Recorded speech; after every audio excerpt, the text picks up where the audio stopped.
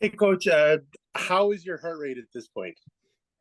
I was actually surprisingly calm. I feel like we turned over every stone we could in the build up to this on penalties. So I felt like if we won, it would have justified the work. If we lost, there wouldn't have been anything that we could have done all that different. So I was pretty balanced about it, and I just had a good feeling based on the preparation that we'd done yesterday and the general level of conviction across the group. I had sort of backed Dane to make a save. I know that didn't transpire to be the case, but I think big presence, big personality. It's certainly an imposing figure in the goal. So I felt like we had the upper hand. So it didn't surprise me that we won it.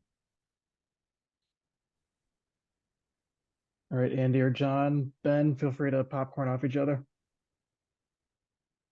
Eric, which of the five penalty kick takers that made them impress you most from the spot?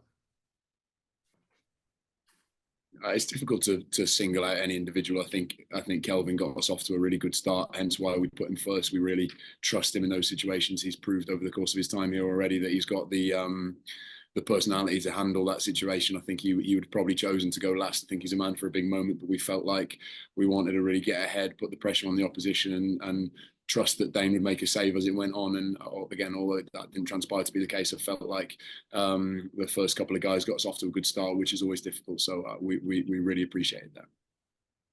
All right, Ben, go for it. What does it mean to have Dane make so many big saves in a game like this and really show up? Yeah, I don't really want to overplay Dane's performance because I feel like he made a couple of saves, a couple of routine saves. I don't feel like we gave the huge chances away to them. I think if you look at the stats, that would be reflected. I don't think there were big chances given up either way. Really, I think it was very even in that sense. So I sort of felt like as we opened up, we started to leak a little bit more space that wasn't there in the opening stages, and we're obviously at a stage where we're particularly away from home, choosing between one of the two, being very, very disciplined in how much space we give away and not creating loads and loads beyond opportunities on the counter attack, or forcing the game a little bit more with the ball and being slightly more open. And I felt like that was probably how the second half panned out, and therefore Dane was called into action a couple more times, and as was their goalkeeper. So I think it was truly a very even game, and given that we're coming here as the away team in difficult conditions, I think that's hats off to us for sure. John? Uh, Between the regular season game and this one, you basically played three halves with not much either way, and then suddenly the game opened up in the second half. What were you able to do differently to get some chances against Real Salt Lake? Yeah, well, we obviously forced it a little bit with the substitutions we made. We didn't like the first 15, 20 minutes of the game. That wasn't how we intended to look. We looked, for me, far too deep, far too passive, not building pressure well enough. And I think sort of 20 minutes onwards, that started to change a touch. Early stages of the second half, once we were able to make a couple of corrections at half time and nudge the players to be more aggressive, less passive, more front foot in the way we defended. I think that started to force the game a little bit. But then I'll also stress, as we open up, so does the game, and then that's the point at which they start to get chances. I think the first half in particular, we gave away very little. We gave them a chance of our own making through giving the ball away really cheaply in the box. But beyond that, we were very solid, very disciplined. And I think now that's a goal conceded in 6 games, which, as you guys will well know, that's very difficult to achieve, I think, at this level. So I'm really pleased with the defensive effort, but also pleased that we were able to start to find a foothold in the game with the ball and create a couple of really good chances. Eric, what did you feel like you did well defensively? It looked like you kind of bogged things down in the middle and forced them wide. Yeah, I mean, they obviously repeatedly switched on us, which is sometimes more difficult to prevent than you might think, looking from the sidelines, in the sense that they're a team that drop so many players outside of your shape. It's very difficult to prevent every single one of them switching play quick. So we felt like we were sort of quite happy to take our medicine in that sense, and we knew we could defend the switches well. And I think both Bongi and Joe largely did a good job in that sense, and we were able to support them really well. So I would say that would be one standout thing. I think other than the points at which they had counterattacks, largely we restricted the space for the creative players they've got in Arango, Crooks and Luna and the guys that came on in between the lines. So I feel like it would have been really tough. It would have been a monumental effort to come here and restrict them to very little, particularly given that we wanted to force the game a little bit in the second half. But I think largely it was another very good defensive performance and I would say another step forward. Go for it, John. For looking forward to Saturday's game a little bit, will it be sort of another kind of defense first kind of plan, or are you thinking at home you want to change things and attack the game a little more? I think we're always going to be defense first. I feel like that's the basis of most good teams. I think even the top teams that you might associate as being solely possession teams, I'm fairly adamant the coaches will start with how the team looks defensively, and I feel like it would be naive for us to go away from being a team that is incredibly difficult to beat and very disciplined, very difficult to score against, very difficult to create chances against, because we're sat in a position where we're a win away from going through in the first round precisely because of that. So I don't feel like we need to change that in any way. I feel like the atmosphere at home, the energy at home, obviously the lack of the altitude that you experience here, that will all contribute to us looking different, more exciting, more energetic, more dynamic. The two games will be very different in that sense, and as I've said ahead of the last two home games, I don't worry about us scoring goals at home. I don't worry about us creating chances, looking dynamic, looking energetic. The two games are obviously very different for the context and the conditions, so I have no worries that the players will look like a different team come Saturday. But what I won't compromise on is how we look defensively, for sure. Eric, we saw Cam Knowles kind of leading things, kind of determining the PK order. How did that come to be, and kind of how did you determine? Well, we were very sort of intentional with how we wanted to handle that situation. We talked about it as a staff. We didn't want there to be loads of noise around the players. I think you see typically in those situations that every staff member wants their say, and the players get a lot of information. And we decided ahead of the practice that we've done this week that Cam would just deal with it with the players, and we would try and eliminate any distraction that could possibly creep in. And whether that had an effect or not, I don't know, but it was certainly cleaner from my perspective. There was nothing that I could add, nothing that me or Dennis had talked about adding in that situation. I feel like probably that level of calmness and trust in the process stood us in good stead. All right, we've got time for one or two more questions. John? Against St. Louis, you made a triple substitution to change the game a little bit. What were you hoping to accomplish with sort of the double sub with Oluwaseyi and Jung coming out?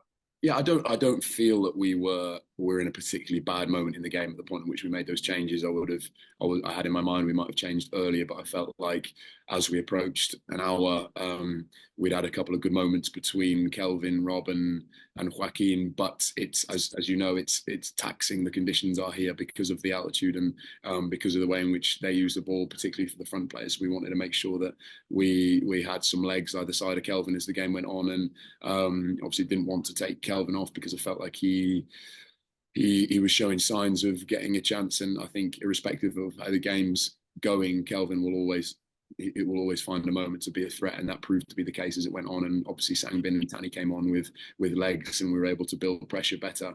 And I think that saw us through to 90 minutes well. And then we made the change with Hassani on account of him feeling a little bit, which is expected given the amount of running that him and Will get through and the conditions and the way they take their toll here. For all the planning you guys did, how surprising was it to see Jefferson be the one at the spot to seal it? Yeah, I mean, it's easy to say in hindsight, but I didn't doubt Jefferson in that situation. He's a very, very cool customer, very level-headed.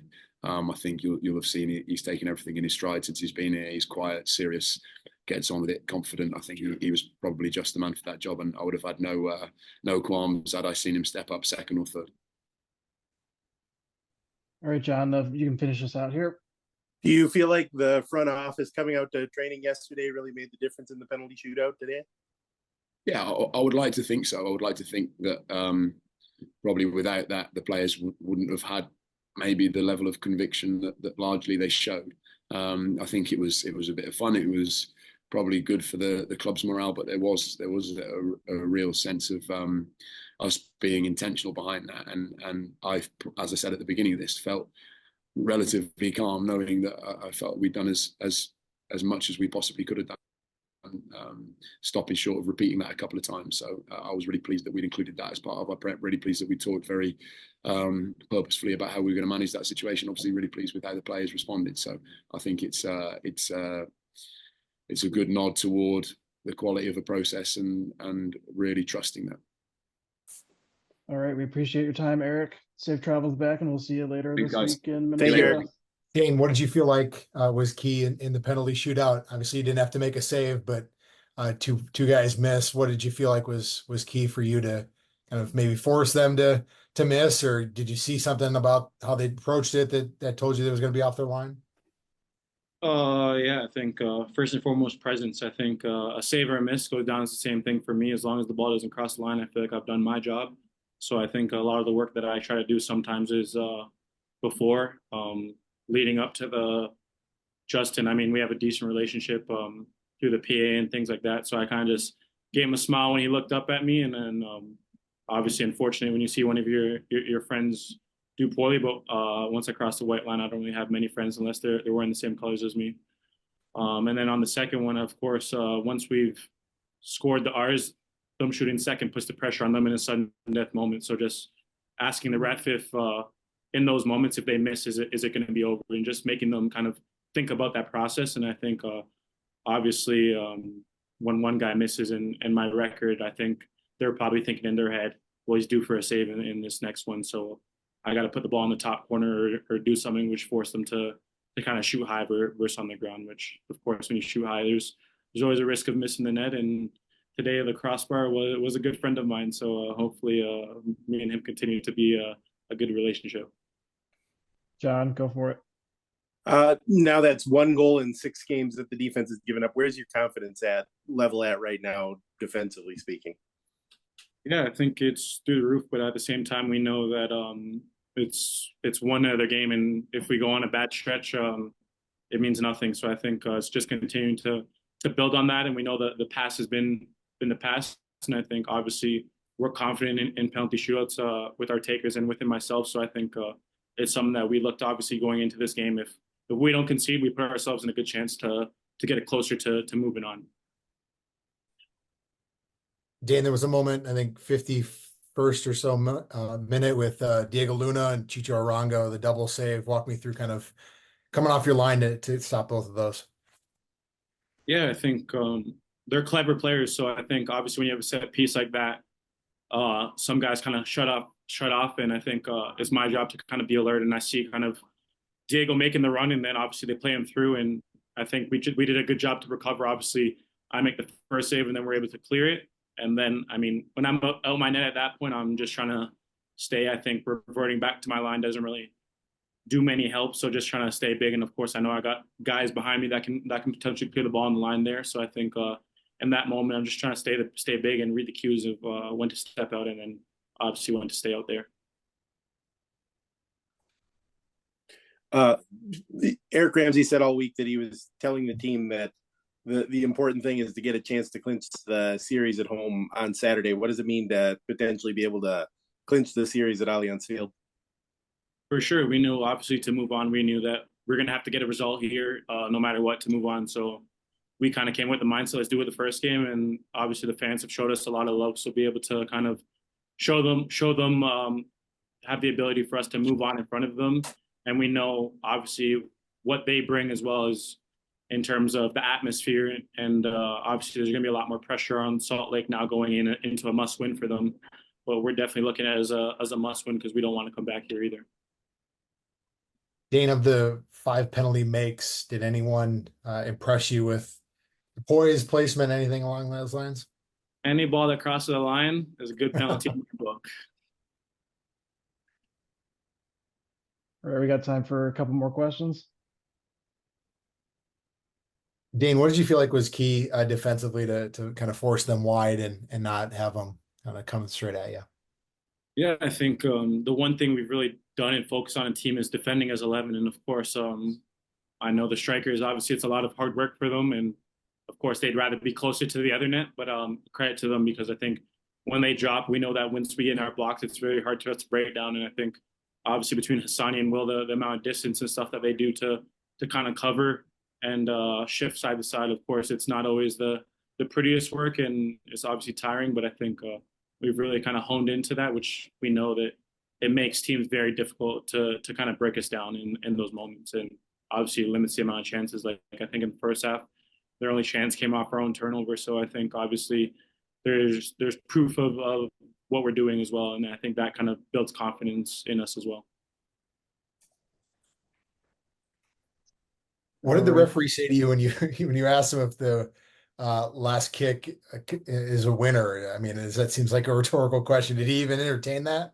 I mean, I did it on the fifth one as well. It wasn't so effective because the guy put the ball in the top corner, but I think it's just kind of building it up and maybe creating doubt or whatever in their mind. I think obviously kind of knew what I was doing, so just told me to get back on my line like they normally do. But I think obviously keepers, unfortunately, with the rules, are so unfavored in these moments. So I think any 1% or anything that you can do to try to give yourself an advantage is something that you have to try to take, whether the risk is not always obviously there, because no matter what, they're still expected to score from that distance, I think. All right, final call for questions. Going Dane, once. Dane, what did you feel like having front office members at training yesterday did for preparing for PKs? Yeah, I think obviously you can practice as much as you want, but obviously what comes into play is the pressure. So I think having people in those moments to kind of create a little bit more pressure, having people behind the net making noise, whatever it may be, obviously kind of makes it a little bit more realistic. But at the same time, I've seen guys hit the top corner 10 times in training and then show up to the game and they don't even want to take one. So I think obviously we have a lot of guys that are prepared for the moment, and I told them before we went in that I was confident that they would do their job based on what I've seen and my ability in them, and that I knew that they were confident in me and we'd get this done and not have to come back here. And that'll do it for tonight. Dane, thank you so much for taking time with us. Safe travels back. We'll see you later on this week in Minnesota. One last thing, I think obviously both goalies, I think, put in a really good performance tonight, and obviously the GK Union lost a soul. So I think obviously it's a sad moment for everyone, but I think he's definitely can look down and be proud of both keepers tonight. Appreciate that, Dane. Thank you, Dane. Thank you so much.